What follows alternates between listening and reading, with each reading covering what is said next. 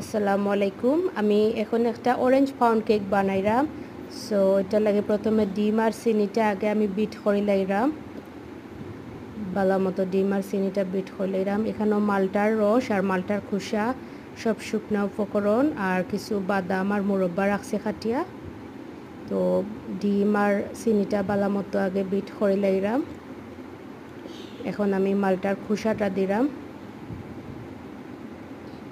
তারপরে এখানে তেল আছে, তেল দিলাম। এখন আমি আবার ভালো করে বিট করে লাইলাম। এখন সব শুকনা উপকরণগুলো আমি ভালো মতো চালিয়ে দিলাম।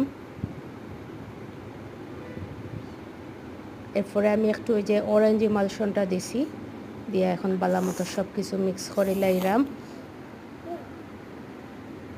ভালো মতো মিক্স করিয়া এখন মালটার রসটা যেটা রাখছিলাম ওটা দিলাম।